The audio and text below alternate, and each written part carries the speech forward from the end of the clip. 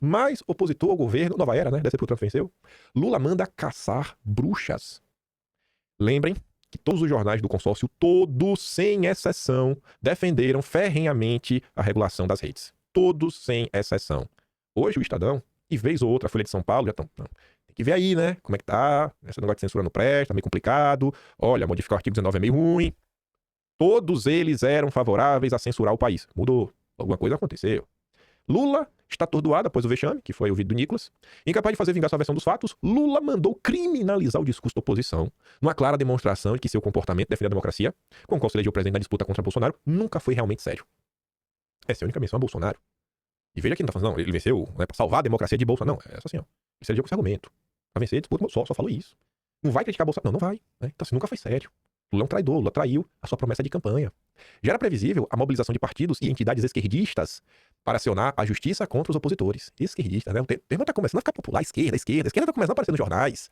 Porque a gente nem citava isso, né? Era só a turma democrática, a turma do bem, a frente ampla, que estão fazendo governo de gato e sapato nas redes sociais. Mas na prática, o efeito disso é limitado e provavelmente ficará apenas no terreno do ridículo. Por outro lado, a contraofensiva oficial, determinada por um presidente da República humilhado, mostra que Lula está disposto a usar a força colossal do Estado contra cidadãos que ousem criticá-lo ou levantar dúvidas sobre suas reais intenções, algo que é intrínseco à política. É evidente que isso contraria os fundamentos da democracia e do Estado de Direito.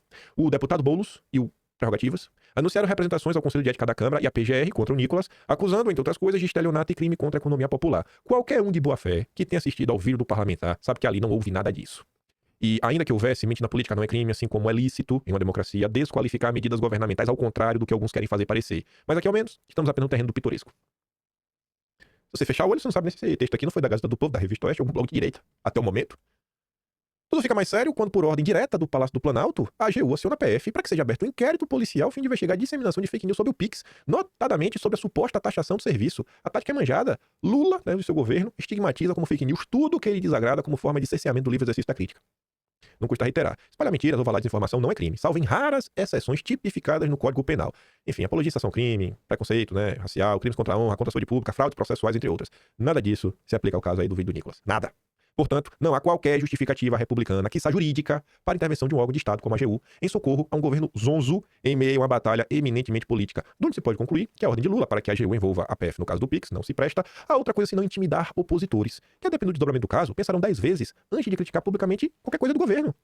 A ameaça de Lula não poderia ser mais clara se o Nicolas, o deputado federal mais votado do país e que tem imunidade parlamentar, né, ele é o malgrado está ampliado, amparado pelo imunidade parlamentar, está sendo aí alvo, o que pode acontecer com um cidadão comum que não tem as mesmas prerrogativas.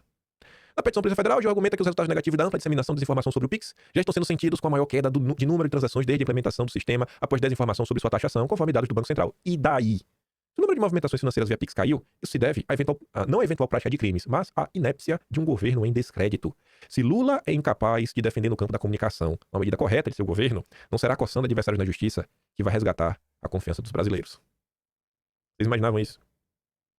E eu aposto com vocês. Eu nem conheço essa menina, falando sério. Eu aposto que a Lígia Maria, acho que é Lígia lá, da Folha de São Paulo, vai escrever sobre isso hoje. Vai puxar pra direita. O Pondé, talvez, acabe escrevendo alguma coisa sobre isso também. Rapaz do Mário Sabino também. Tô pegando aqui pessoas que como é que são de petista e tudo mais, mas que não é todo dia que, sabe, puxa o peixe pro lado mais da direita. Um assunto que nada tinha a ver com liberdade de expressão no final do dia, porque o governo resolve perseguir todo mundo, entrou por esse caminho e tá fazendo com que pessoas que não suportam a direita, os bolsonaristas, entrem em campo pra criticar o Lula. Vejam só. Isso daqui pode acabar por influenciar uma massa de pessoas que a direita não dialoga. E aquele clima na sociedade, quando as pessoas escutarem de regulamentação das redes durante o governo Lula, né, a coisa tenha muito menos apelo. As pessoas fiquem muito mais preocupadas com a possibilidade de serem censuradas. Gente que lá até achava, os robôs, os algoritmos da extrema-direita falou, peraí, esse governo Lula é perseguidor, viu? Isso é ruim, isso é ruim.